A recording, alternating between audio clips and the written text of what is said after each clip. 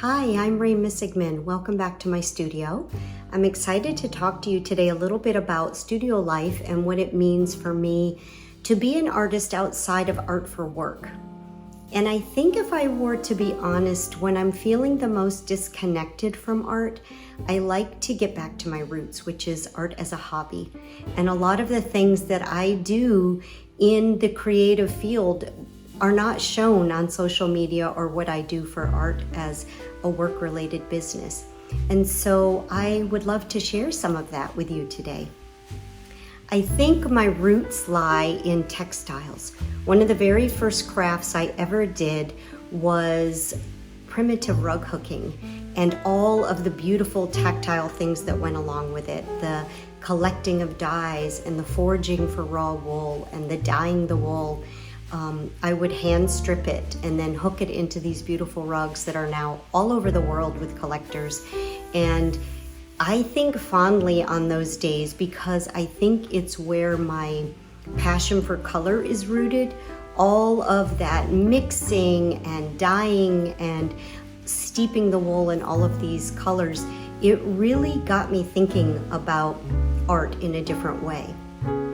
For years, my craft was textiles. It was the dyeing and the rug hooking, but then it morphed into weaving and hand stitching and sewing projects. And while I'm not a seamstress, I had my first real big breaks in the art world with some sewing projects. And I think that I'll always feel connected to textiles in a way that is different from the art I do in art journaling or that sort of thing. And I love that I can fall back on those creative habits to get re-inspired in the studio. Another big part of my studio lifestyle is being organized. It's a really big deal for me to feel like I can reach for something that I need, that I know where it is, that I can tidy up at the end of the day and walk back in here and feel connected to my art space. I'm blessed to have a big space, and so I'm able to leave projects out when I work on them. But there always comes that time when I'm finished with a project that I really feel that deep-seated need to reconnect to my space, that I find that calming process in refiling papers or reorganizing my brushes or just tidying up my work table. Being organized is a big part of my creative process. I have a personality that requires me to keep things tidy in order to feel this sense of calm and peace. And while I'm able to let that go when I'm in the throes of a project, when it's done or when the project is over, I really need that. That's literally part of my process, is to get back to square one and ground zero, so to speak, of the project where everything is organized and in its space. I think the biggest challenge for me in my everyday studio life is how I organize things, because my personality requires it to be that way, and yet the room I have is big, but it doesn't have a closet or anything, so to speak. So I've had to get really creative with how I keep the studio in terms of storage and organization. I love that this has forced me to store things in a way that are really visually pleasing. I'm a gatherer and a collector and a forager by nature, and so all along the way, I didn't realize that all these beautiful old containers and boxes and baskets and bins would come into such big play when I finally found this big open space in my home to create. I've been able to use all these containers to organize things in a way that makes it not only beautiful to look at, but really effective when I go to create. The things I need and use most, I surround my workspace with. The things that I may not reach for most often may have a place in a small unit of drawers on the wall or something like that. And it's kept me in a state of mind where I know that everything I need is right here. I pretty much can lay my eyes on everything I have, and that makes using what I have so much more easy, and I feel better that way. I feel like I'm actually using all of these beautiful tools that are at my disposal.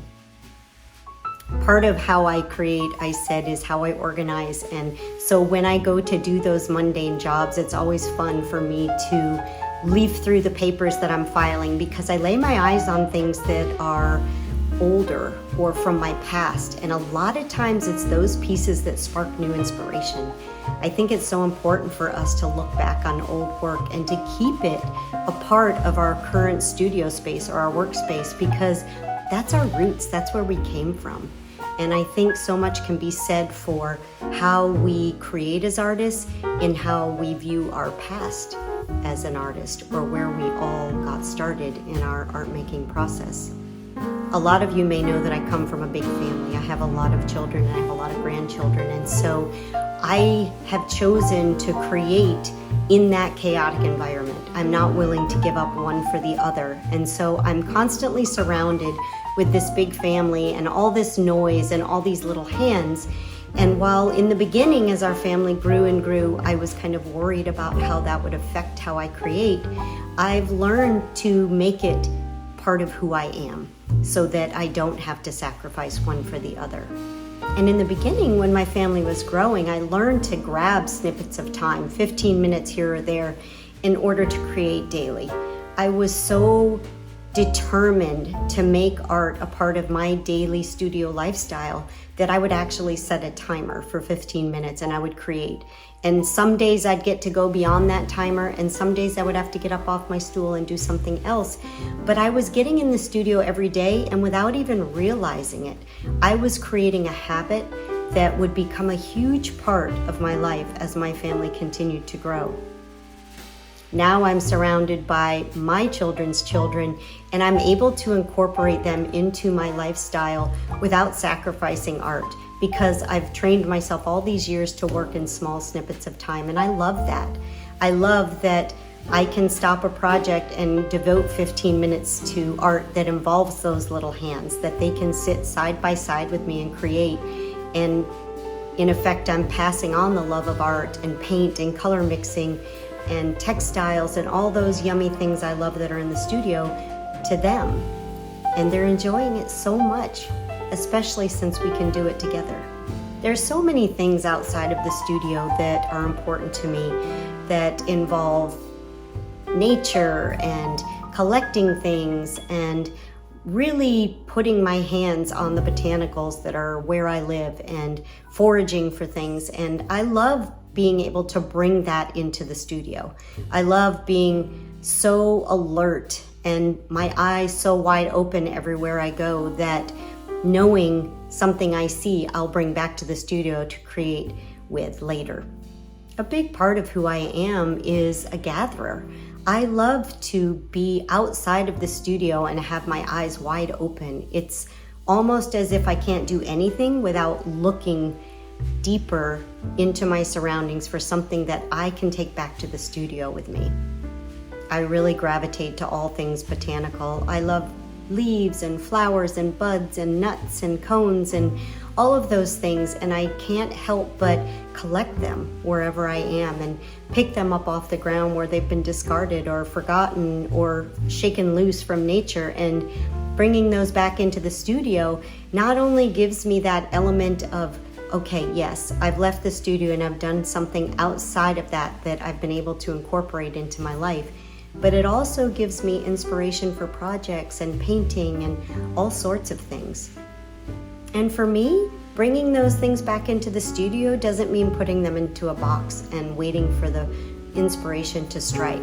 I love to have all of those things on display, and I'll rotate those things as new things come up, or I find or forage new things. I will rotate what I have in front of me at all times, but I love being able to refer to the things that are part of my life outside of the studio when I create.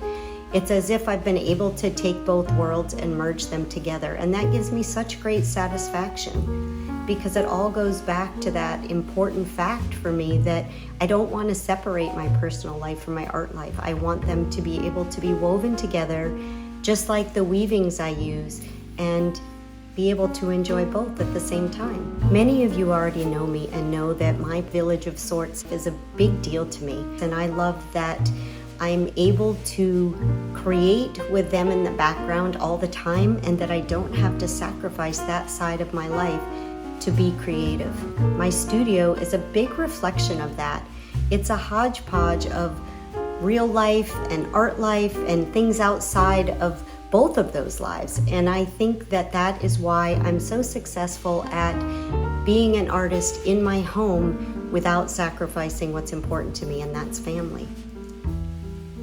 I'm really excited to share more about how I create with some of the tools you've seen today, and I hope that you will join me in the lessons. I welcome questions and comments and emails and communication on social media, so please reach out. I'm very grateful for each and every one of you following along on my art journey, and I'm excited to share more about my studio lifestyle with you in the future. So until then, happy creating.